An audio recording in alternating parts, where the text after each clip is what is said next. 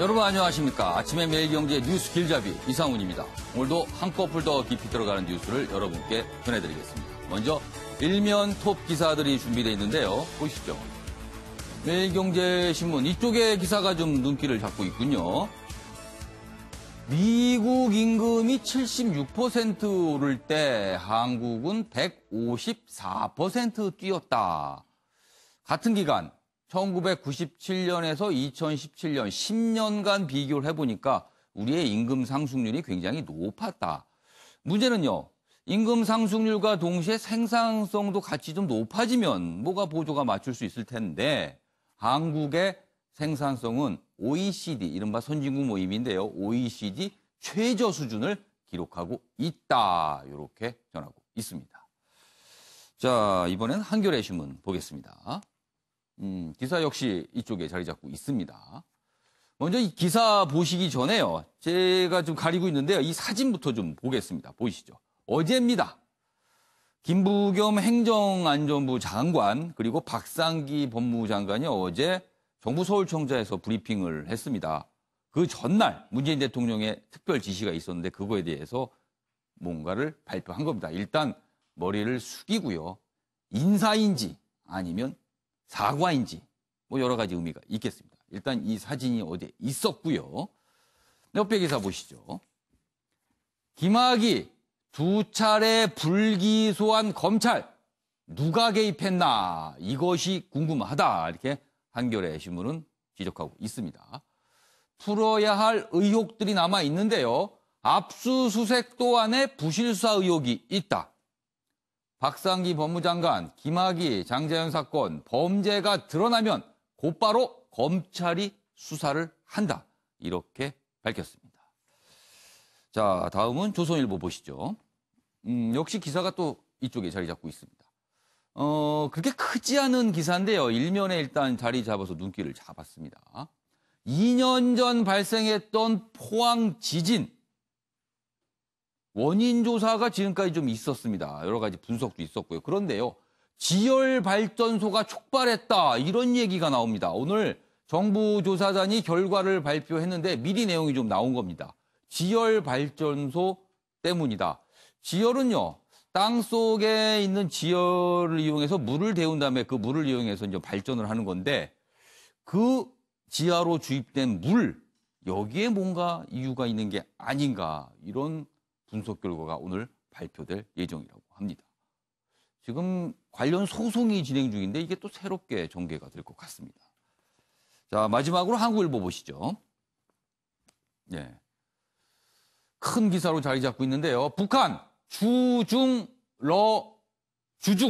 주러 주유엔 이렇게 됩니다. 중국 러시아 유엔 대사를 소집을 했습니다. 비핵화 작전 타이밍인가 이렇게 돼 있어요. 과거 육자회담 당사국 대사들이 급거 북한으로 돌아갔습니다. 들어오라고 한 겁니다. 북미 회담 결렬 후 돌파구를 못 찾는 상황에서 향후 전략을 다듬기 위해서 뭔가 모색하기 위해서 이런 대사들을 불러들인 것 아닌가 이렇게 나오고 있습니다. 일각에서는 또 기강잡기 차원 아닌가. 최근에 여러 가지 이제 탈북 이런 모습도 있으니까 그 차원도 있지 않은가 합니다. 아무튼 북한의 움직임 눈길을 잡고 있습니다. 자, 지금까지 일면 기사 짚어봤고요. 오늘도 네 분 패널께서 나오셨는데요. 한 분씩 소개해드리겠습니다. 먼저 정웅갑 MBN 해설위원 나오셨고요. 김상일 시사평론가, 이수희 변호사, 그리고 배종호 세한대 교수 나오셨습니다. 안녕하세요. 안녕하세요. 안녕하십니까.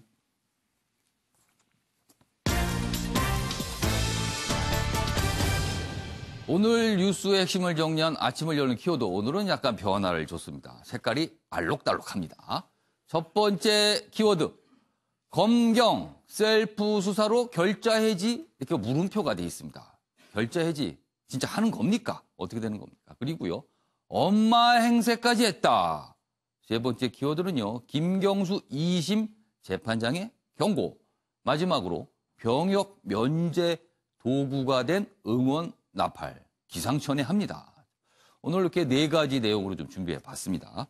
첫 번째 이슈 역시 뭐니 해도 문재인 대통령의 지시 그리고 어제 두 장관이 대책 비슷한 걸 발표했는데요. 그 내용부터 좀 다뤄보죠. 첫 번째 기사 준비했습니다. 한겨레 신문입니다. 검경이 꼬아놓은 의혹들 많습니다, 지금. 김학의, 장자연, 버닝썬. 이 의혹들 셀프 수사로 결자 해지 가능할까라고 제목을 단 거 보니까 가능하지 않을 수도 있는 거 아니냐, 이런 우려도 살짝 들어가 있는 것 같아요. 내용 좀 자세히 보시죠. 어제 박상기 법무장관, 김부겸 행안부 장관 합동회견을 열었습니다. 법무부 김학의 사건 철저한 재수사, 이런 의지를 표명했고요. 물론 조건은 있습니다. 진상조사단의 조사에서 뭔가 나오면. 자, 그리고요. 행안부 명운 걸고 버닝썬 유착 규명, 자체 수사 강조하며 총력 투입 의지를 보였는데 여기 내용이 지적돼 있습니다. 이해관계 충돌, 공정성 우려 목소리가 나오고 있다. 그래서 법조계 일각에서는 차라리 서로 바꿔서 수사를 해라. 교차 수사 필요성, 이런 지적도 나온 겁니다. 그리고 또 특임 검사 도입, 특검 발동 등 이런 의견도 또 나오고 있습니다. 이런 의견 나오는 이유 시청자 여러분께서 아시겠죠? 못 믿어서입니다. 못 믿어서. 지금까지 검경이 해온 모습으로 보니까 도통 100% 신뢰가 안 간다, 이겁니다. 여기에 문제가 있지 않을까 싶네요. 자, 그럼 어제 두 장관의 브리핑 내용, 회견 내용 직접 확인해 보겠습니다. 보시죠. 장자연 리스트 사건과 김학의 전 법무부 차관 사건은 우리 사회의 특권층에서 발생한 사건으로 검찰과 경찰 등 수사기관들이 부실 수사를 하거나 진상규명을 가로막고 은폐한 정황들이 보인다는 점에서 국민적 공분을 불러일으켜 왔습니다. 진상규명 작업을 계속 진행하되 동시에 드러나는 범죄 사실에 대하여는 신속하게 수사로 전환하여 검찰이 수사에 착수하게 할 계획입니다. 경찰로 하여금 사건의 진실 규명과 함께 유착 의혹을 말끔히 해소하지 않을 경우 어떠한 사태가 닥쳐올지 모른다는 비상한 각오로 수사에 임하도록 독려할 것입니다. 네, 어제 저런 발표 내용과 관련된 기사가 하나 또 있는데요. 보시죠. 일단 정치권 얘기가 여기 기사에 섞여 들어가 있습니다. 민주당은 김학의, 한국당은 버닝썬을 겨냥을 한다. 여야가 관심사가 다르다 이거죠. 이건 일단 좀 뒤로 좀 밀어두겠습니다. 그 뒷부분, 검경도 얽힌 전쟁이다, 이렇게 돼 있고요. 여기 작은 제목으로 요 내용이 있습니다. 아랫부분에. 검찰은 부실수다, 경찰은 비리 의혹. 좀 이런 의혹 받고 있어요. 검경 수사권 조정에 영향을 줄 수도 있다. 이 부분 일단 얘기 좀 해보겠습니다. 자, 정우갑 위원님. 어제 두 장관이 나와서 엄정 대처하겠다 얘기했습니다. 자, 검찰은 김학의 건, 그리고 경찰은 버닝썬 건 각각 관련이 돼 있습니다. 진실 규명 정말 이번엔 될 수 있을까요? 글쎄요, 봐야죠. 이게 아마 국민들의 시선일 겁니다. 그만큼 좀 사실은 대한민국 현실은 안타깝죠. 그러니까 대통령 장관까지 나서서 도대체 버닝썬이 뭐길래 조직의 명운 얘기까지 했거든요. 사실 검찰, 경찰이 할 일이 많은데 왜 그러면 그렇게까지 명운 얘기까지 하면서 오늘에 왔을까? 그동안의 그 신뢰의 문제인 겁니다. 그러니까 이번 버닝썬 사건 관련해서도 초기의 경찰 대응을 보면은 어제 인권위에서 나왔습니다만은 초기에 예를 들면 그 신고자가 오히려 다시 또 가해자가 되는 것처럼 상황이 바뀌는 그렇습니다. 잘못 부실 또 왜곡했다는 것 아닙니까? 그러니까 초기 대응 자체부터 검찰이 숨기고 왜곡하고 부풀리는 경찰 자체가 그런 모습을 보면서 이제 국민들은 불신을 갖게 되는 것인데 어쨌든 이번에 이제 대통령 장관까지 나서서 진실 규명을 정확히 하고 그 문제에 대해서 바로잡으라는 그런 움직임을 갖고 있습니다. 그런데 과연 경찰이 경찰을 또 검찰이 검찰을 스스로 할 수 있겠느냐. 그동안의 오래된 불신 자체로서 국민들로서는 여전히 고개를 갸우뚱하거든요. 그래서 일각에서는 특검이라든가 여러 가지 또 다른 수단, 제3자를 동원한 수사를 해야만 되는 것 아니냐라는. 오죽하면 교차 수사를 해보는 건 어떤 이런 얘기까지 나와요. 그렇습니다. 그러니까 지금 상황에서 결국에는 그래서 또 이제 공수처 얘기까지 나오는데 저는 검찰과 경찰이 그야말로 이제 대통령의 명운이란 편까지 섰습니다만 스스로 정말 철저하게 자기 스스로의 어떤 자정 기능을 가지면서 이번에 신뢰를 얻지 못한다면 앞으로 일어날 여러 가지 일들에 대해서 입이 열 개라도 할 말이 없을 겁니다. 그러니까 이번 기회에 한번 국민들에게 신뢰를 얻는 그런 노력들, 움직임을 저는 반드시 보여야 된다고 봅니다. 앞에 본 한겨레 기사에서 가능할까, 진상규명 가능할까 했는데 가능해야 되는 거죠. 그럼요. 가능하지 않으면 진짜 명운이 어떻게 될지 모르는 겁니다. 지금 상황에서요.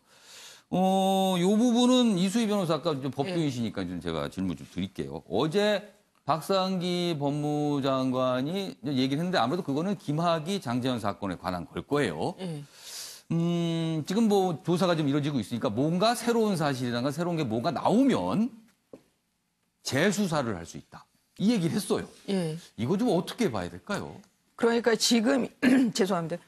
과거사 조사위는 수사를 하고 있는 게 아니라 지금 조사죠. 조사. 조사와 수사의 차이는 강제권 문제가 있고 그다음에 압수수색 같은 이런 이제 강제 수사를 쓸 수 없다는 거죠. 어떤 소환 대상자가 안 나왔을 때 수사의 경우는 강제로 불러들일 수가 있는 거죠. 뭐 이제 영장이라는 것도 있고 한데 조사는 그게 안 되는 그게 거죠. 안 되는 거죠. 그래서 김학의 전 차관을 소환했지만 불응했죠. 뭐 거기에 대해서 이후에 어떤 뭐 페널티를 줄 수가 없는 거예요. 그런데 다만 지금 이제 김학의 전 차관에 대한 그 원주 별장 문제의 경우에는 지금 뭐 다른 장자연 리스트도 마찬가지고 그 공소시효 문제가 있는 거예요. 수사에서는. 형사소송법에서 공소시효가 만료된 사건은 수사를 하지 않습니다.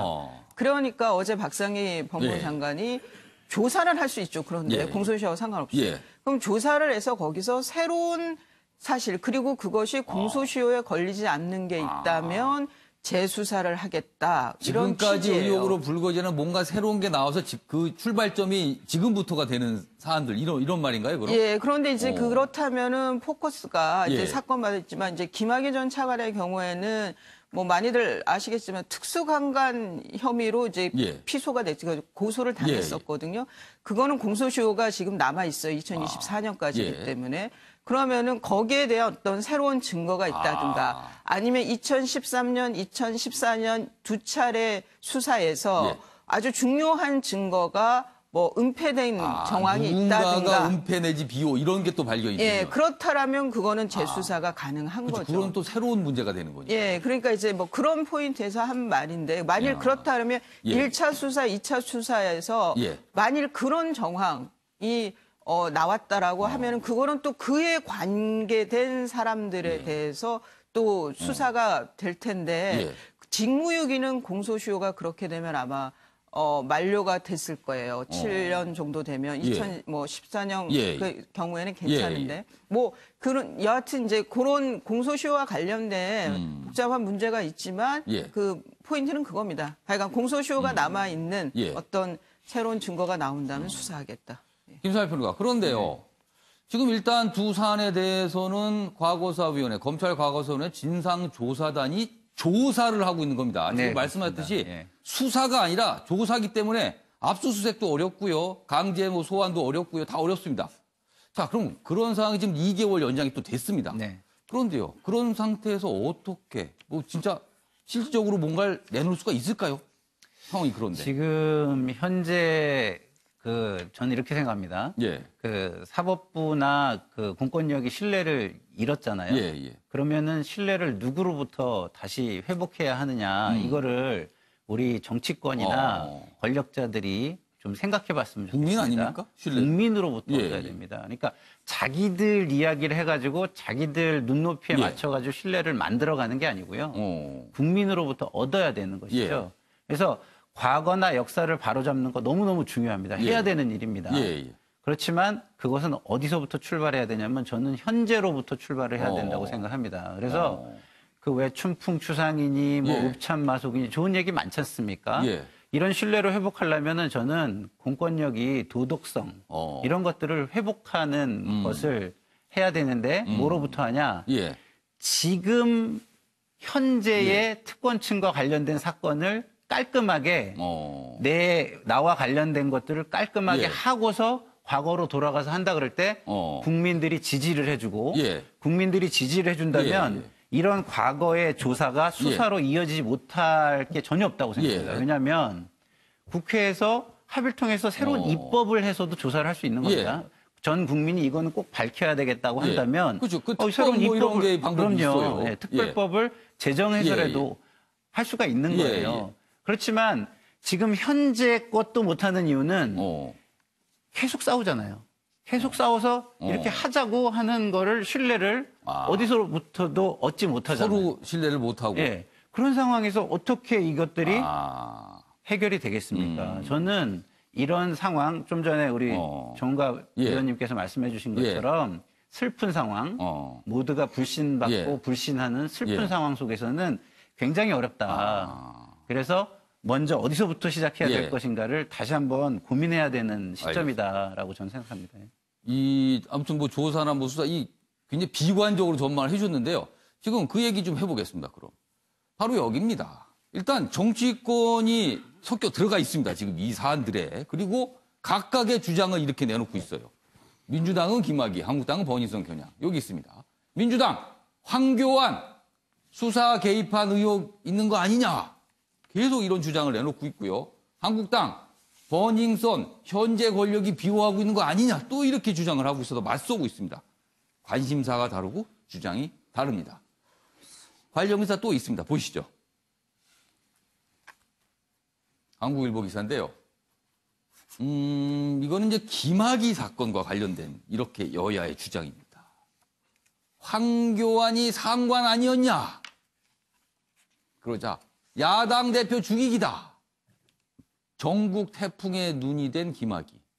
진실 규명이 눈이 돼야 되는데요. 정치권에 넘어가면요. 이게 무슨 공방이 그냥 눈이 돼버립니다. 그런데 이렇게 되고 있어요. 이렇게 가고 있습니다. 내용 좀 자세히 보시죠. 여기 있습니다. 여당은요. 당시 상관이었던 황교안 대표 개입 여부 밝혀라. 그러면서 특검, 국조 뭐 이런 거 지금 언급하고 있습니다. 그리고요. 반면에 한국당에선 음해다. 가만히 있지 않겠다. 법적 대응하겠다. 이렇게 반발하고 있습니다. 싸움이 이제 정치권으로 갑니다. 많은 분들이 이런 말 합니다. 되는 일도 정치권 가면 안 되는 경우가 많더라. 지금 진실 규명을 해야 되는 상황인데 이렇게 가고 있어요. 자, 그럼 여기서요. 어제 정치권의 공방 모습 영상으로 확인해 보겠습니다. 사건의 실체적 진실은 물론 진실을 은폐 조작하기 위해 동원된 권력기관의 추악한 면모를 반드시 밝혀내야 할 것입니다. 당시 직속 상관이었던 황교안 대표와 민정수석이었던 곽상도 의원이 이번 사건에 얼마만큼 개입되어 있는지 여부도 분명하게 밝혀져야 할 것입니다. 북핵 위기가 가시화되고 민생이 파탄나는 가운데 동남아 순방을 다녀와 첫 일성이 결국 야당 대표 죽이기로 가는 그러한 검경 수사에 대한 지시라니 국민들이 아연할 따름입니다. 잘못된 부분, 궁금한 부분 밝혀야 됩니다. 그러나 이것이 지금 민생 파탄, 북핵 문제로 어려워진 안보 파탄의 대한민국에서 대통령이 해야 될 일인지 묻고 싶습니다. 지금 정치권 공방에 이런 표현도 있더군요. 황교안 전쟁이다. 황교안을 관련돼서 여러 가지 얘기를 쏟아내고 있다. 이 얘기인데요. 배인조 교수님. 네. 여당이 민주당이 이렇게 의혹 제기를 하는 이유, 그리고 그거에 대해서 한국당이 강하게 또 반발하는 이유 각각 있을 겁니다. 어떻게 좀 분석하세요? 지금 이제 민주당에서는 김학의 전 법무부 차관의 별장 애성접대 의혹, 그것과 관련해서 이게 권력형 범죄다라고 판단하고 있는 것 같습니다. 두 차례나 경찰서 기소 의견으로 송치했는데도 불구하고 무혐의 처리했고, 그리고 이제 피해자 진술들을 깡그리 무시하는 그런 부분에 대해서는 검찰 조직에 비호가 있었고, 그 위에는 이제 검찰의 당시에 총 책임자라고 할 수 있는 지휘관이라고 할 수 있는 이제 황교안 현 당시 법무장관. 그렇죠. 당시 법무장관이었죠. 그리고 이제 곽상도 청와대 민정수석 이렇게 보고 있는 거예요. 그래서 이제 김학의 전 법무부 차관의 무혐의 과정을 쭉 살펴보면은 결국은 배후 세력이 드러날 것이고 그렇게 되면 이제 전 정권의 권력형 범죄가 드러날 것이고 그렇게 되면은 정치적인 주도권을 다시 잡을 수 있다. 이런 계산이 깔려 있는 것 같아요. 그렇지만 이제 한국당은 전형적인 것이 이제 야당 대표 죽이기다. 이렇게 지금 반발을 하고 있지 않습니까? 야당 대표가 취임한 지도 얼마 안 됐는데 뭐 이런 그렇습니다. 건가요, 지금? 근데 이제 재미있는 사건이 김학의 사건 같은 경우는 한국당에게 그리고 황교안 대표에게 굉장히 불리한 사건이면 틀림이 없는 것 같아요. 그렇지만 또 버닝썬 사건 같은 경우는 현재 정권하고도 이게 연결될 수가 있거든요. 그렇습니다. 왜냐하면 윤총경이라는 사람이 민정수석으로도 근무했기 때문에. 지금 정부는 청와대에 근무를 했어요. 그렇습니다. 그래서 이 부분은 여권에게 또 불리하다. 이렇게 이제 서로 이제 교차되어 있는 상황인데 그래서 제가 볼 때는 어쨌든 간에 이번 기회에 국민적인 공분, 분노를 동력을 삼아서 뭐 김학의 사건이라든지 또 버닝썬 사건이라든지 장자연 사건 이 부분에 대해서 실체적인 진실을 명명백백하게 좀 규명을 해야 된다. 물론 이제 공소시효 문제가 있긴 하지만은 문재인 대통령의 말씀대로 있는 그대로 좀 밝혀야 된다. 그리고 재수사할 수 있는 것은 재수사를 해야 되고 중요한 것은 누가 이 역할을 맡느냐인데 제가 볼 때 이제 결자 해지는 안 될 것 같습니다.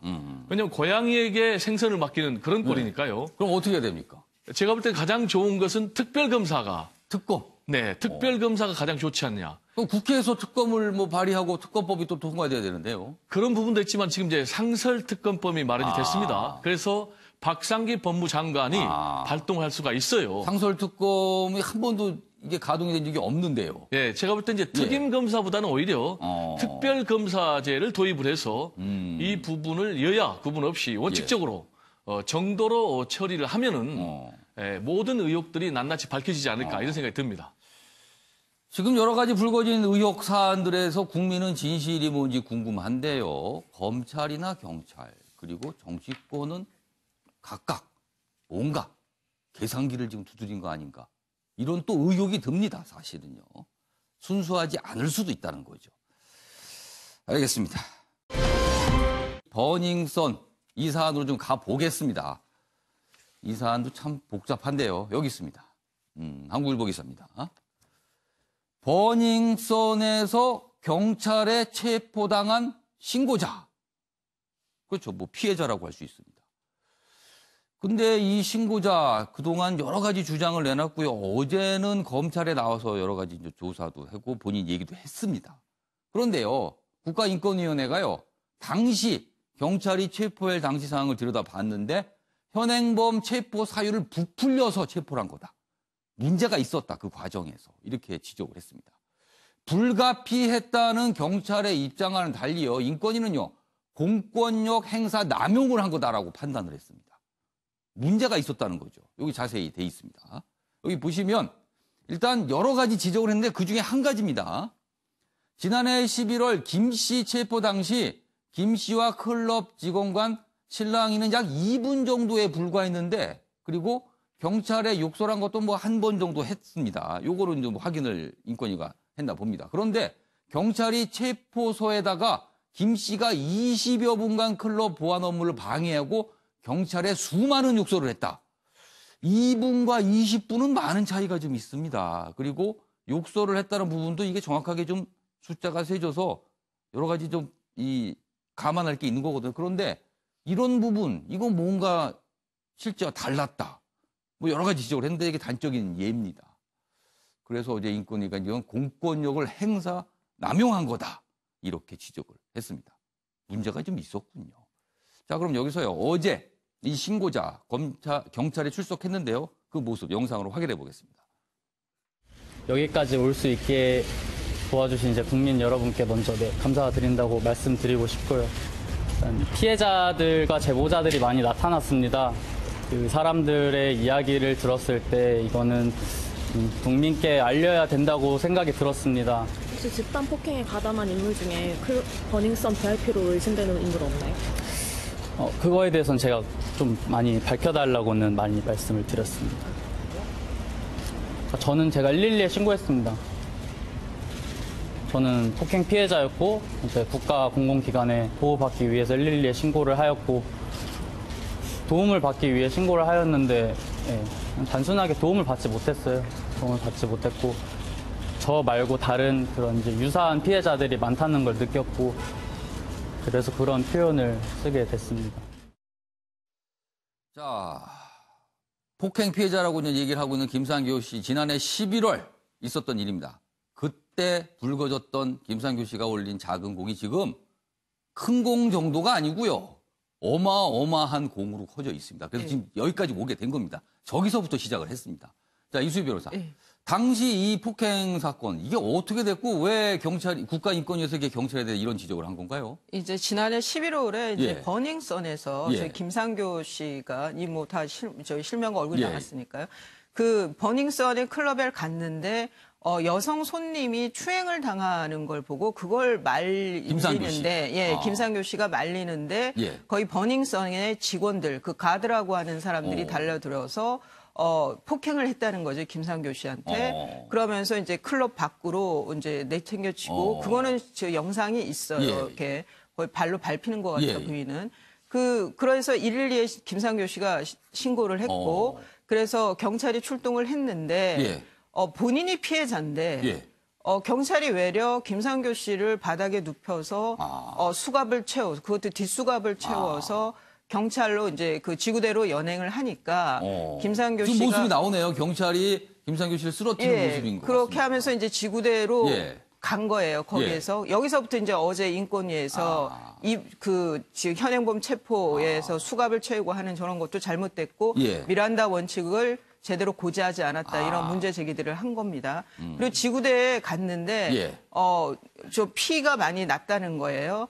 그리고 어머니가 오셨고, 그래서 119를 불렀는데. 일단 부상을 입었으니까요. 그래 병원에 호소를 했는데, 거기에 대해서 경찰은 본인이 안 갔다라고 당시에는 주장을 했었어요. 그런데, 어제 인권위 그 조사 결과는 경찰이 못 가게 했다는 거예요.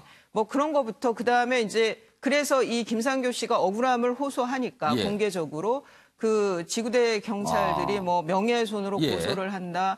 그리고 또 하나는 뭐 김상교 씨가 경찰들에게 침을 뱉고 뭐 욕을 했다라고 했는데 지금 이제 막상 그 일에 진행되는 걸 보면은 경찰과의 유착이 어느 정도 이제 드러난 거죠.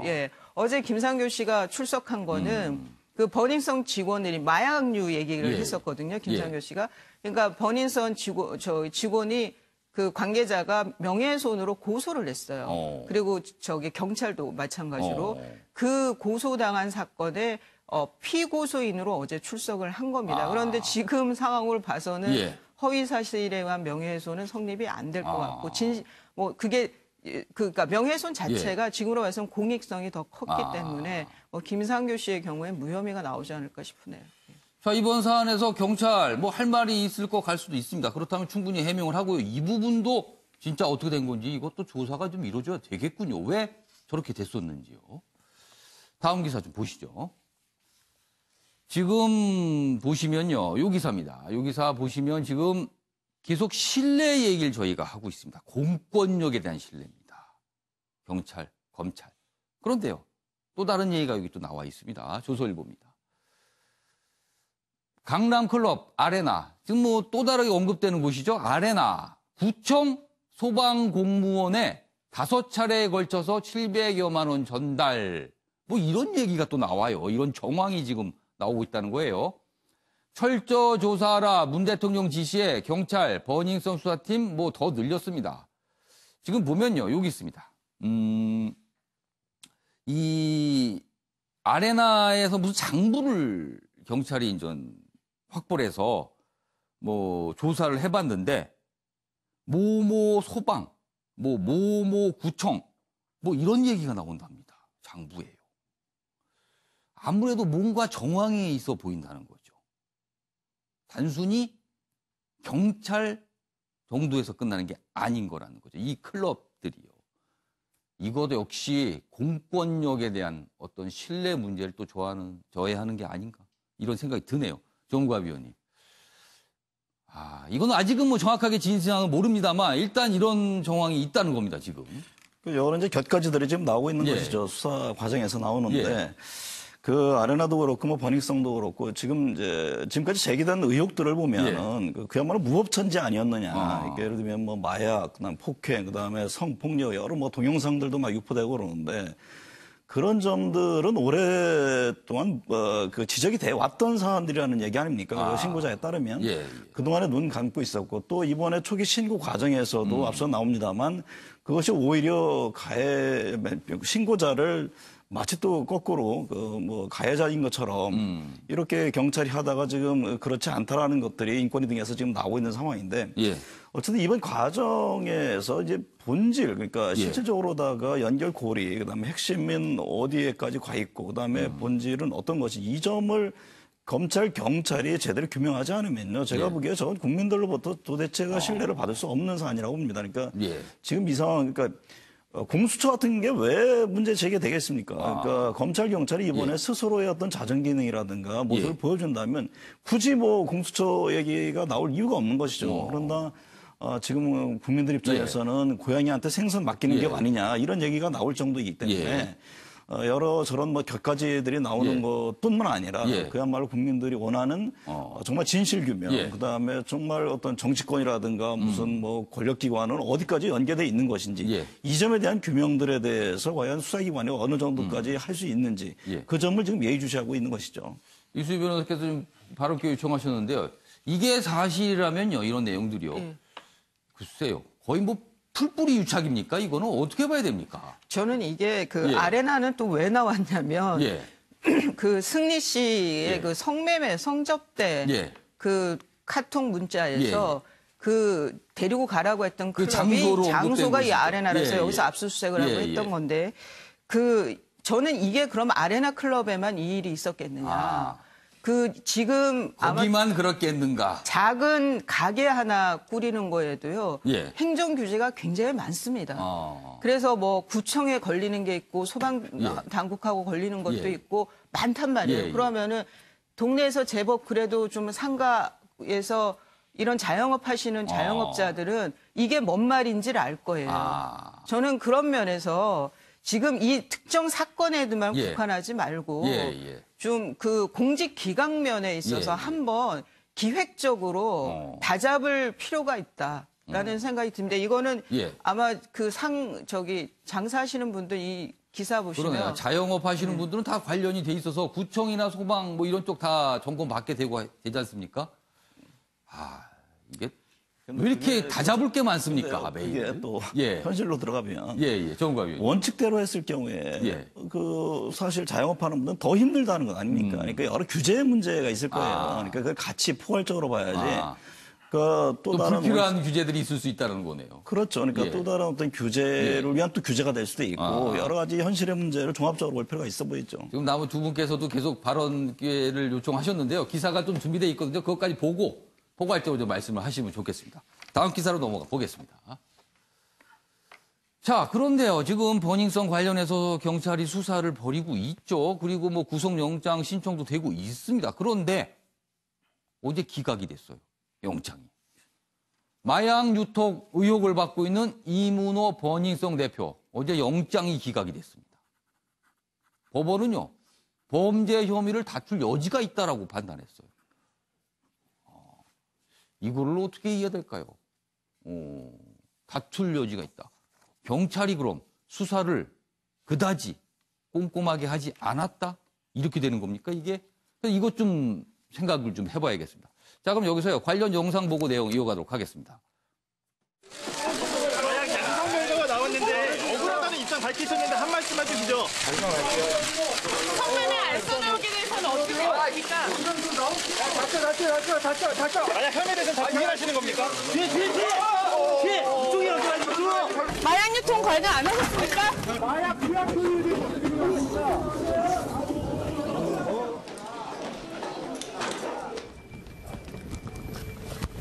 마약 투약 혐의 인정하십니까? 성매매 알선 의혹 부인하십니까? 마약 투약 혐의 어떻게 생각하십니까? 마약 투약 혐의 부인하십니까? 부인하십니까? 마약 투약 혐의 어떻게 생각하십니까? 마약 투약 혐의 부인하십니까? 마약 투약 혐의 부인하십니까? 마약 투약 혐의 부인하십니까? 마약 투약 혐의 부인하십니까? 마약 투약 혐의 부인하십니까? 마약 투약 혐의 부인하십니까? 마약 투약 혐의 부인하십니까? 김선일 평론가, 지금 경찰이 한 150명 넘게 투입해서 대대적으로 수사 벌이고 있습니다. 그러나 네. 이게 어떻게 보면 이제 첫 단계라고 할 수 있는데 첫 단계부터 이게 좀 잘 안 가고 있어요. 네네네. 제가 이게 굉장히 저는 심각하게 보는 게요.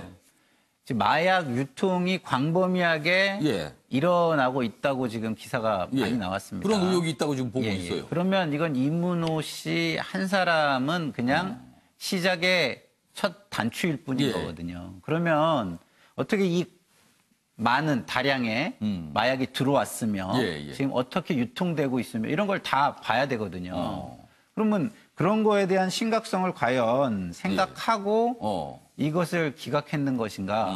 예? 저는 그 부분에 대해서 좀 모르겠습니다. 다른 시각에서 보신 거 아닌가? 예? 이 부분까지 봤다면 저는 좀 심각하게 보고 첫 단추를 잘 껴서 굉장히 진중하게 조사를 했어야 된다고 저는 생각을 하고요. 그리고 좀 전에 그 이런 전반적인 시스템이 무너져 있는 거에 대해서 저희가 이야기를 했지 않습니까? 그러면 그 연예인 한 사람, 가게 하나, 주인 하나 이런 거는 그냥 그 뭐라 그러죠? 그냥 그 방아쇠를 당기는 역할인 거지. 중요한 거는 뭐냐면 거기에 저변에 깔려 있는 검은 커넥션입니다. 지난번에도 우리 정은과 의원님께서 말씀해 주셨지만 이 연예인, 유명 연예인 가게는 언제든지 생길 수 있어요. 뭐가 있으면 그런 토대가 마련돼 있으면 언제든지 생길 수 있습니다. 그러면 지금 문제가 되는 권력기관, 단속기관 이런 데 광범위하게 퍼져 있는 어떤 부패 내지는 그 국민에게 해야 되는 어떤 공권력으로서 해야 되는 임무의 방기, 유기 이런 것들이 토대가 되는 것이거든요. 그러면 요번에 이런 것들을 아주 낱낱이 캠으로써 그런 것들을 먼저 밝혀내야지만 이런 제2의 제3의 아레나 승리 이런 거 막을 수 있는 거거든요. 그래서 이 시각을 좀 그 수사하는 분들이나 검찰이나 법원은 시각을 그런 아주 본질적인 거에서 시각을 가지고 접근을 해주셨으면 참 좋지 않겠는가 이런 아쉬움이 있습니다. 그러니까 눈에 안 보이지만 바닥에 진짜 난마처럼 엮여 있을 수 있다는 거네요. 그렇죠. 아까 제가 풀뿌리 유착 아니냐 그랬는데 사실 풀뿌리라는 거는 좋은 표현으로 쓰는 건데 이럴 때 쓰는 게 좀 맞는지 모르겠지만 아무튼 눈에 안 보이지만 엄청난 유착들이 있을 수 있다. 지금 그 얘기를 하신 거예요. 짧게 하나만 더 말씀드리면 좀 아까 그 장부, 아레나 장부를 가지고 그 소방 그 서나 이런 데에서 그 돈을 준 정황을 발견했잖아요. 그러면 이게 어디서 나온 거냐? 국세청에 이미 확보된 서류를 압수수색을 통해서 그 과정에서 나온 겁니다. 얻은 거예요. 그러면은 우리나라의 공적인 시스템이 제대로 돌아가느냐에 대해서 의문이 생기는 겁니다. 왜냐하면 국세청에서 자기네 임무 외의 거를 알았으면 공공기관에 그 통보를 통해서 알려줬어야 돼요. 저런 거는. 근데 그런 시스템이 지금 동작을 안 한다는 거 아닙니까? 배정희 교수님. 이제 우리가 적폐청산을 현 정부 들어서 대대적으로 했는데 일단 뭐 전 대통령들에 대해서 거학들에 대해서 이제 한 부분도 있지만 사실 일반 국민들은 수사권을 가진 검찰 그리고 특히 이제 일선 경찰의 부패가 더 문제거든요. 그래서 이 수사기관에 대한 좀 적폐청산이 대대적으로 이루어져야 되는데 물론 그러기 위해서는 이제 검경 수사권 조정이라든지 공수처 설치라든지 이런 제도적인 것도 필요하지만은 이번 기회에 좀 특히 이제 경찰의 부패에 대해서는 대대적으로 칼질을 좀 해야 될 필요가 있겠고요. 지금 아시는 것처럼 우리가 그 경찰하면 민중의 지팡이인데 지금 거꾸로 보면 이제 범죄의 몽둥이가 돼가지고 평범한 서민들을 괴롭히는 이런 부분인데 특히 이제 단속권을 가진 그런 부사의 인사를 대대적으로 교체할 필요가 있다. 그냥 그 부분이 이제 다 일단 유착이 사람들을 물갈이 좀 해야 될 필요가 있을 것 같다는 물갈이 대대적으로 거네요. 해야 될 필요가 있습니다. 왜냐하면 지금 이제 윤총경 같은 경우에도 강남서에 뭐 생활안전과장을 했는데 그때 과연 혼자만 이런 관련 업소들과 유착이 돼 있거든요. 위아래로 다 유착이 돼 있고 더 위에 어떻게 보면 경찰 최고위층까지 이게 다 유착이 돼 있는 거거든요. 그래서 이 부분에 대해서 대대적인 물갈이 그리고 또 적폐청산 동시에 좀 이루어져야 되지 않나 이런 생각이 듭니다. 알겠습니다. 오늘 방송하면서 유착 얘기는 뭐 수십 번을 한 것 같습니다. 지금 네 분께서도 계속 유착되면 안 됩니다. 유착이 될 게 있고 안 될 게 있습니다. 지난 방송인가요? 이런 말 그때 표현이 나왔던 것 같은데요. 경찰과 업주는 부동석을 해야 된다. 경찰, 업주, 부동석이다. 같이 있으면 안 된다. 이게 동석이 된 것 같아서 지금 문제가 된 것 같습니다. 지금. 알겠습니다. 사건입니다. 이른바 청담 주식 부자 부모 피살 사건입니다. 보이시죠? 의문이 참 많이 남아 있습니다. 범인이 휴대전화로 엄마 행세를 했다. 이렇게 좀 나오고 있어요. 이희진 동생에게 메시지를 보냈다. 엄마 행세를 했다. 이씨 무친과 뭐 주식 투자 갈등, 뭐 동생이 차를 판 돈 5억 원 들고 온 부모, 현관문 앞에서 기다렸다 살해한 걸로 지금 나오고 있어요. 지금까지 수사는요. 그리고 경호인력 모집을 가장해 뭐 중국 동포를 고용한 흔적도 있고 이 3명은 이미 중국으로 도망갔고요. 뭔가를 알고 다 아는 상태에서 기다렸다가 범행을 했다는 거예요. 그리고 휴대전화로 엄마 행세. 범행을 저질렀으면 일단 도망가는 게 통상적인 생각이 드는데요. 이런 행세를 했다는 거예요. 이것도 이상한 일입니다. 왜 그랬을까? 관련 기사 하나 더 있습니다. 보시죠.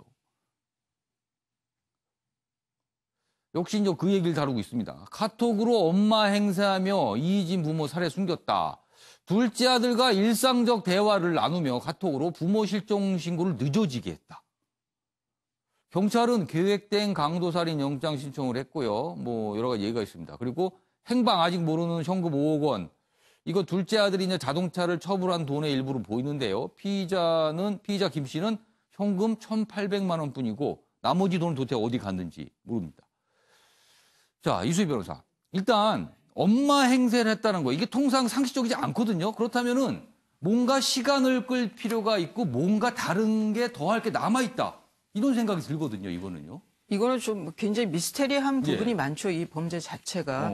근데 지금 그 경찰에서 파악하고 있는 거는 어머니를 살해하고 그리고 그 어머니 휴대폰으로 본인이 이제 어머니인 것처럼 그 둘째 아들과 계속 대화를 했다는 거예요.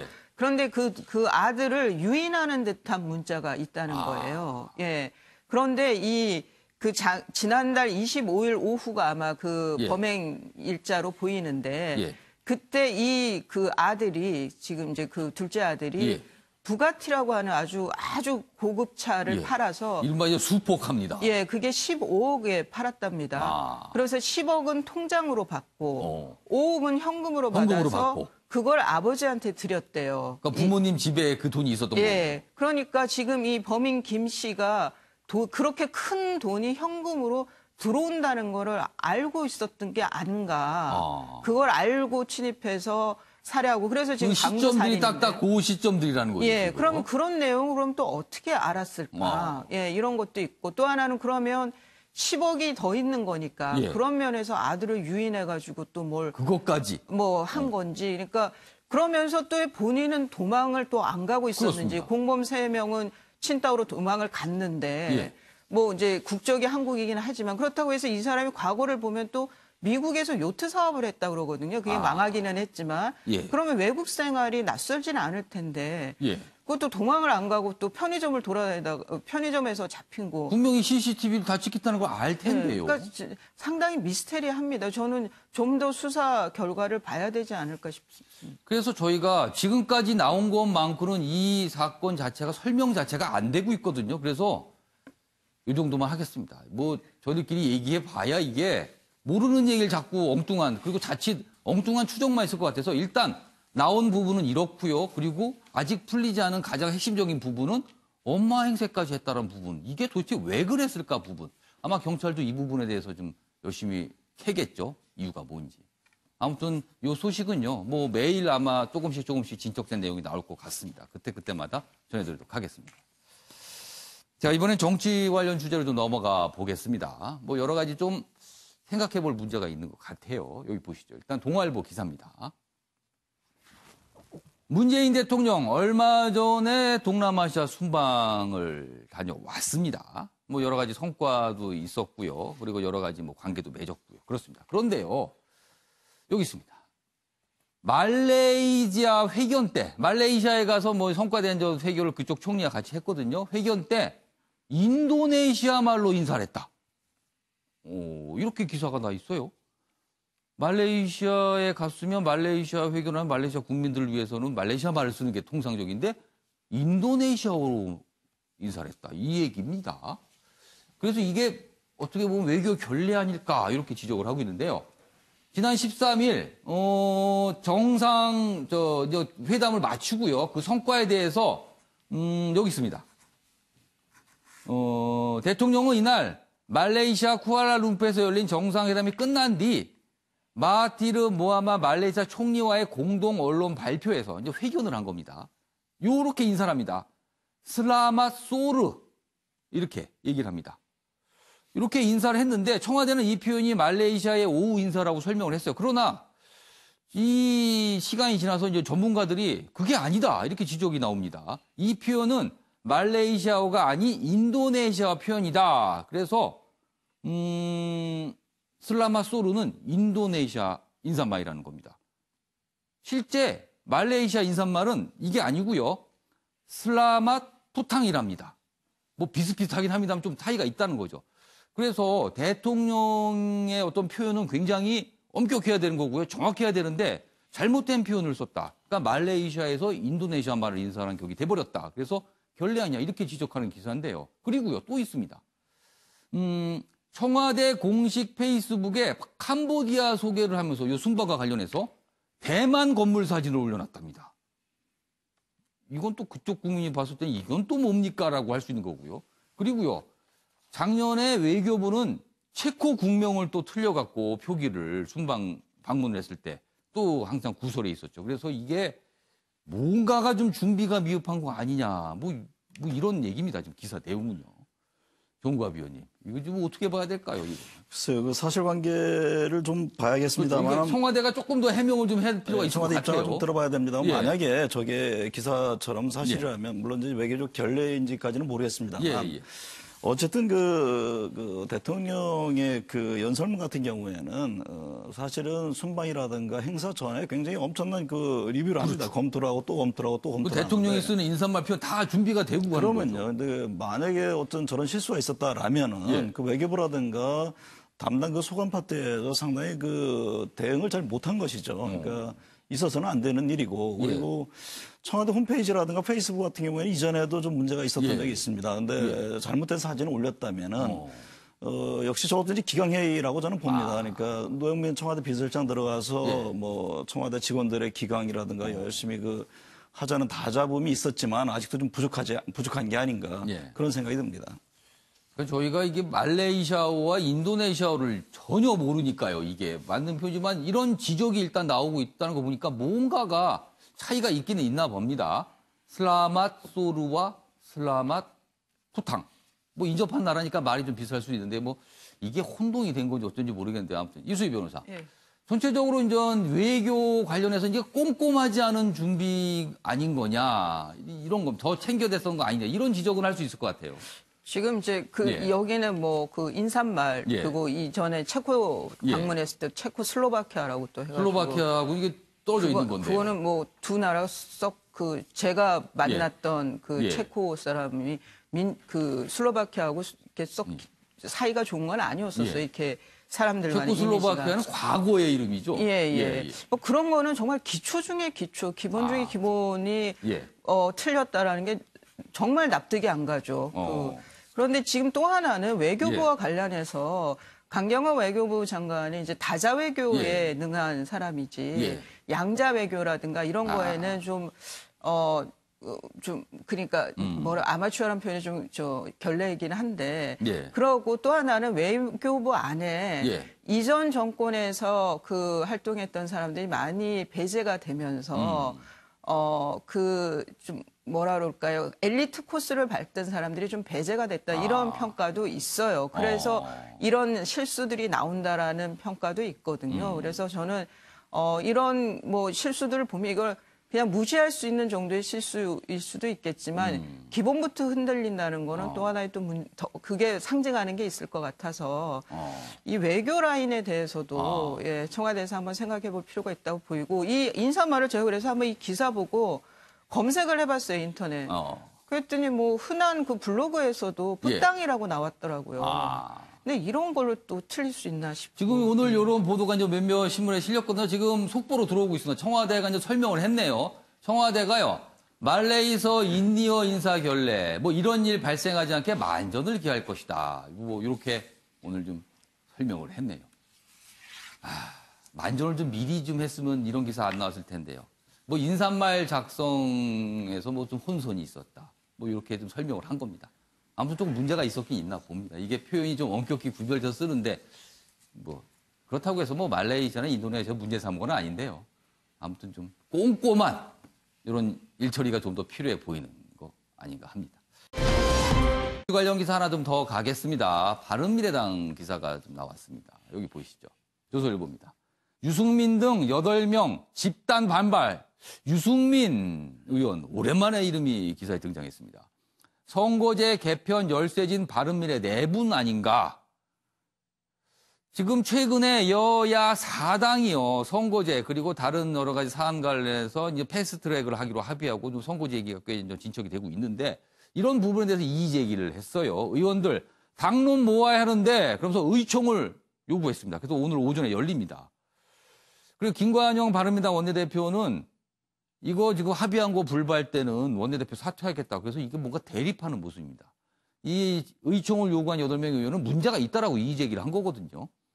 일부 평화당 의원도 불만 제기를 하고 있다. 뭐 일단 그렇고요. 그래서 바른미래당 내분이 심화되는 거 아니냐 이렇게 나온 기사입니다. 자, 그럼 여기서요. 관련 영상보고 내용 이어가도록 하겠습니다. 이 당의 중차대한 문제를 결정하는데 당원에 보면 의총을 열어서 의원들의 당론을 의결하게 돼 있습니다. 그 추인을 받지 않고 밀고 나가기 때문에 의총 소집 요구를 했습니다. 정치인들만의 관심사인 선거제도에 대해서 민생을 뒷전으로 하고 정말 의회 민주주의를 파괴하고 한 당은 패싱하고 이렇게 모여서 또 절차상에서도 패스트트랙을 통해 가지고 추진한다는 것은 옳지 않다 이렇게 생각합니다. 네. 김상일 평론가, 바른미래당 이 선거제 관련해서 여러 가지 그 바른미래당 항상 이 무슨 어떤 융합 뭐 이렇게 섞여 들어감이 제대로 된 것이냐 맨날 그런 지적이 좀 있었는데 네, 그렇습니다. 이것 때문에 좀 본격적으로 뭔가 내분이 나오는 것 같아요. 참 답답한 게요. 예. 국회에서 논의되는 것에서 빠져 있는 게 있지 않습니까? 예. 빠져 있는 게 뭐냐면 국민과 국가, 그러니까 전체 이익, 미래 이런 것들이 빠져 있는 거죠. 국민이란 얘기 참 많이 하신 것 같습니다 오늘. 선거제라는 게 뭡니까? 선거제라는 게 국민을 대변하는 대표자를 뽑는 거기 때문에 그걸 잘 뽑자. 그리고 국민의 이해가 좀 더 많이 반영되게 하자가 본질입니다. 그러면 비례성 강화라는 건 이 전부터 이미 공감대가 국민적 공감대가 형성이 돼 있고 선관위가 그걸 받아가지고 권고를 한 사항입니다. 그러면 그 본질에 대한 이야기를 해야 되잖아요. 그러면 원내대표들이 모여가지고 굉장히 어렵습니다. 이해관계가 걸려 있는 거니까. 논의를 진행시켜 가는데 자신들의 이해관계만 가지고 이거를 또 이야기하는 사람들이 나온다. 저는 이런 거는요. 국민들이 표로 심판해야 된다고 생각합니다. 왜냐하면 자기 이익만 대변하려고 하는 분들이 자신이 대표하고 위임받은 국민들을 위해서 무슨 일을 하시겠습니까? 결과적으로. 저는 못하실 거라고. 그래서 이런 부분에 대해서 반발에 대해서 조금 이제 부정적으로 보신 거네요. 반발을 하더라도요. 본질과 연동해서 반발을 한다면 제가 이해를 하겠는데 그게 아니라 아니 내게 안 좋아지는데 그걸 내가 왜 하냐 이런 식의 반발뿐이 지금 안 보이는 거거든요. 저게. 오늘 오전에 바른미래당 이제 의총을 여는데요. 그래서 아마 정치부 기자들이 지금 준비하냐고 바쁘게 움직일 것 같은데요. 소식이 아마 오전 중에 나오지 않을까 합니다. 는요 어떻게 생각하십니까? 순서를 진행해 보겠습니다. 도대체 왜라는 질문에 답을 찾아보겠습니다. 보시죠.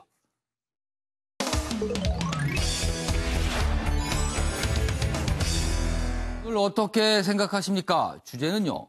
김경수 2심 재판장의 경고 어제 했습니다. 어제 2심 재판이 첫 재판이 열렸는데 거기서 재판장이 이례적으로 뭔가를 얘기합니다. 그 내용 다뤄보죠. 우선 2개의 기사가 준비되어 있습니다. 제가 소개해놓은 동안 4분 패널께서는 의견을 적어주시기 바랍니다. 자, 조선일보 기사인데요. 김경수 2심 재판장, 재판 불복은 문명 국가에선 상상 못할 일이다. 이렇게 질타합니다. 재판 첫날 이례적 경고, 불공정 재판이 우려된다면 지금이라도 기피 신청하라. 재판부 바꿔달라고 하라. 재판장 바꿔달라고 하라. 이렇게 얘기한 겁니다. 통상 재판부로서 이런 말은 잘 안 하지 않을까 싶은데 이례적으로 경고를 한 겁니다. 기사 하나 더 있습니다. 보시죠. 네. 한겨레 기사인데요. 역시 같은 내용 다루고 있습니다. 김경수 항소심 재판부, 재판 예단은 문명 국가에선 상상할 수 없는 일이다. 차문호 재판장 첫 공판에서 이례적 경고다. 역시 비슷한 내용 다루고 있습니다. 불공정 재판 우려된다면 차라리 재판 기피 신청하라. 똑같은 내용이고요. 그리고요, 김경수 지사는 보석 신청을 지금 했습니다. 그래서 내달 11일 이후에 결정될 것으로 보인다. 이렇게 내용까지 추가로 전하고 있습니다. 자, 요 내용, 재판부가 굉장히 이례적인 건데요. 일단 정운갑 의원님부터 좀 어떻게 생각하시는지 들어보겠습니다. 저는 그 사법부의 현실을 적나라하게 보여준 거라고 봅니다. 국민들의 인식도 그렇고, 뭐 아까 경고라는 얘기를 했습니다. 경고인지 다짐인지는 잘 모르겠습니다만은 어쨌든 뭐 사실 그 재판 여단이라는 것이 당연한 얘기죠. 문명국가에서 상상할 수 없는 일이고 재판 개입 자체가 있어서는 안 되는 거죠. 3건이 분립이 돼 있는 것인데. 그럼 왜 오늘날 이렇게까지 왔는가 하는 점은 한번 되짚어 봐야죠. 그러니까 그동안에 우리가 오랫동안 뭐 언론에서 지적했고 그다음에 그 재판 과정에서 나오고 검찰에서 나온 것이 그 재판 거래, 이게 뭐 사법농단이라는 것이 국민들의 엄청난 그 사실은 원성을 자아냈던 사안 아닙니까? 마지막 보루에는 어떻게 사법부에서마저 저럴 수 있겠느냐.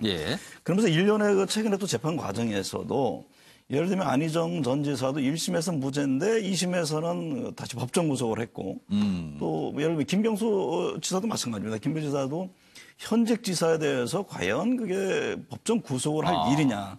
이 부분에 대해서 여러 가지 갑론을박이 있는 겁니다. 그러니까 너무나 이게 1심 다르고 2심 다르고 과거에 또 어떤 행태들이 있다 보니까 이 국민들로서는 여전히 고개를 갸우뚱하는 부분이 있고 그래서 사법부의 불신이 오늘의 현실인 것이죠. 그러니까 그 부장판사가 쭉 얘기한 거에 대해서는 수의 다짐이라는 의미도 있는 거죠. 그리고 오늘날 사법부를 바라보는 정말 그래서는 안 되는 것이죠. 국민들이 또 어떤 제3의 세력들이 재판 과정에 대해서 개입하거나 뭐 예단 있어서는 안 되는 일이죠. 그런데 왜 여기까지 왔는지에 대해서 모두가 함께 되짚어보는 그런 어떤 자성의 계기가 돼야 한다고 봅니다. 어제 재판장의 얘기를 다짐으로 해석을 해 주셨네요. 알겠습니다.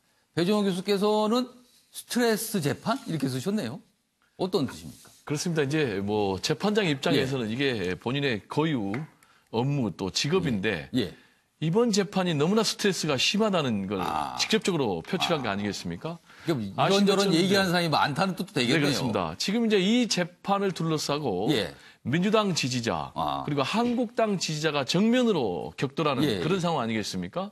특히 이제 1심 재판 결과를 놓고 재판장이었던 이제 성창호 재판장은 검찰에 의해서 사법농단 관련해서 기소가 됐고 당시에 이제 유죄 판결 내리면서 법정 구속하니까 법정 구속까지 할 수 있느냐라면서 이제 강력하게 반발하면서 전 대법원장이죠. 전 대법원장의 키즈냐, 그러죠? 그리고 뭐 적폐 판사냐 이런 문제가 있었는데 이번에 항소심 재판장을 향해서도 같은 공격이 계속 나오니까 지금 이제 재판장이 너무나 스트레스가 심각하니까 정말 내가 공정하게 재판하겠다. 그러니까 믿어달라. 이제 이런 의견으로 보이고요. 또 이제 항소심과 관련해서 또 굉장히 중요한 게 과연 1심에서 법정 구속이 됐던 김경수 지사가 보석이 받아들여져서 석방이 될 것인가 라는 부분인데 그거는 아마 두 번째 재판에서 결정을 할 것이다 이런 얘기가 나오고 있어요. 이번 항소심인데 그런데 거기에 대해서는 상당히 좀 긍정적인 뉘앙스를 좀 비쳤어요. 그게 무슨 얘기냐면 재판장이. 강자든 약자든 이 운명이 걸린 그런 재판에서 정당한 대우를 받아야 된다. 이런 취지의 말을 했기 때문에 그리고 또 민주당도 강력하게 보석을 받아들여야 된다. 이런 입장이고 또 지금 이제 장제원 한국당 의원 같은 경우도 보석 여부에 대해서는 왈가왈부하지 않겠다. 그리고 증거인멸이나 도주 우려가 없는 것으로 보인다. 이렇게 주장을 해서 제가 볼 때는 보석은 받아들일 것으로 그렇게 전망이 됩니다. 알겠습니다. 자, 이수희 변호사께서는 저는 민주당의 경고다 이렇게 쓰셨네요. 예, 그러니까 뭐 정치권, 뭐 넓게 보면 정치권인데 특히 거기에 민주당에 대한 경고라고 생각이 들고요. 1심 재판이 끝난 뒤에 뭐 엄청난 비난이 있었죠. 뭐 판결서를 하나하나씩 분석하면서 토크 콘서트도 하고 뭐 그랬고 또 그 성상호 부장판사에 대해서 뭐 인신공격적인 것도 있었고 그랬죠. 그런 일련의 사항에 대해서 또 하나는 이제 그 김경수 지사가 1심 재판에 임하는 모습이 뭐 영상이 계속 나왔습니다만 너무 오만하고 좀 기세등등한 모습을 보였죠. 법정으로 들어갈 때 그런 일련의 것들에 대해서 저는 법정 안에서 법리와 법으로만 주장해라. 여권 내 어떤 뭐 위세라든가 그런 그런 여론 몰이 이런 것들에 대해서는 용납하지 않겠다. 뭐 거기에 휘둘리지 않겠다. 그런 경고 메시지가 아니었느냐.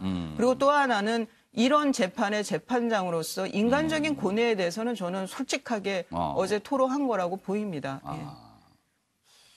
그럼 여러 가지 해석을 지금 네 분께서 해주고 계세요. 자, 김상일 평론가는 어떻게 보셨습니까? 예, 제가 뭐 좀 종합서 같은데요. 종합 좀 해주시죠. 그러니까 단속기관이나 권력기관, 사법기관이 지금 신뢰가 완전히 무너져 있다는 슬픈 현실. 그 현실 속에서 굉장히 괴로움을 나타내신 것 같습니다. 경고보다는. 뭐 경고도 일부 있을 수 있겠지만 시시각각 일거수일투족에 대한 비판과 비난이 쏟아지지 않습니까, 지금? 그런 것들에 대해서 자기 방어를 사전적으로 좀 하는 측면이 있는 것이고요. 제가 하나 꼭 말씀드리고 싶은 거는 세상에 완벽한 제도는 없습니다. 그래서 제도를 만들어서 전체를 아우러야지 특정 사안을 가지고 하나하나를 과도하게 공격하거나 그걸 가지고 따르게 대우를 하거나 처우를 해달라고 하는 것은 기본적으로 사회의 신뢰와 계약을 무너뜨리는 거기 때문에 그런 건 국민 여러분들께서 조금 자제해 가면서 해주시면 좋겠다 이런 바람입니다. 일단 정해진 제도 안에서 뭔가가 진행이 되면요. 그 결과가 나올 때 일단 기다려보고 그 결과에 대한 비판을 하거나 지지를 하거나 하는 게 맞지 않은가 이런 생각이 좀 듭니다. 자, 이번에는 이제 사회 관련 기사 하나 준비되어 있는데요. 보시죠. 여기 있습니다. 병역 비리 관련 기사로 보입니다. 응원 나팔로 청력을 마비시켜 병역 면제. 기상천외하군요. 기상천외합니다. 밀폐 차량서 경운기 등 귀에 바짝 대고요. 계속 듣는 겁니다. 그러면요. 장애 판정 받은 지 수시간 내 정상 회복된답니다.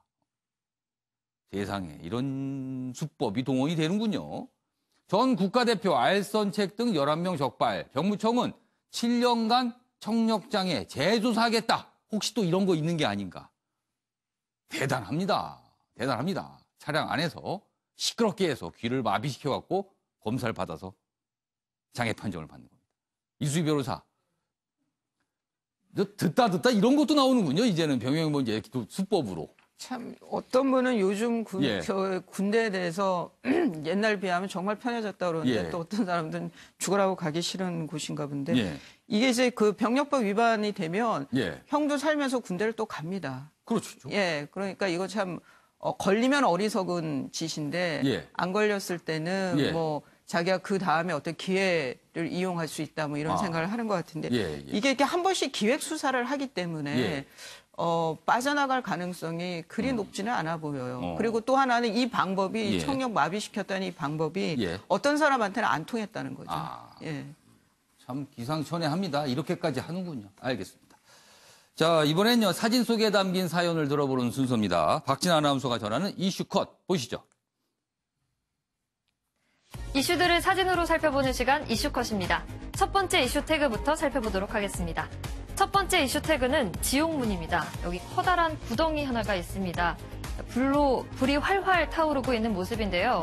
이곳은 투르크메니스탄 카라쿰 사막의 불구덩이입니다. 1971년 이후 50년 가까이 불이 꺼지지 않아서 지옥의 문이라고도 불립니다. 중심부의 최고 온도가 1000도 신화돼서 가까이 가기 쉽지 않은데 최근 이탈리아의 한 사진 작가가 특수로 제작한 드론으로 이를 촬영하는 데 성공했다고 합니다. 두 번째 이슈 태그 살펴보겠습니다. 두 번째 이슈 태그는 16억 원입니다. 여기 두 손에 감싸진 비둘기 한 마리가 보이는데요. 중국의 경주용 비둘기로 이름은 아르만도입니다. 최근 한 온라인 경매에 나와 우리 돈으로 약 16억 원에 낙찰돼 세계 기록을 경신했는데요. 중국에선 비둘기 경주대회가 인기를 끌면서 비둘기 가격이 치솟고 있다고 합니다. 아르만도는 탁월한 방향 감각과 굳센 날개를 가지고 있는데요. 현존하는 최고 레이서의 이름을 따서 루이스 해밀턴이란 명칭을 갖고 있다고 하네요. 마지막 이슈 태그 살펴보겠습니다. 마지막 이슈 태그는 맛있는 봄입니다. 여기 사람들이 줄지어 앉아 있는데요. 어제 오전 부산의 한 야외 광장 모습입니다.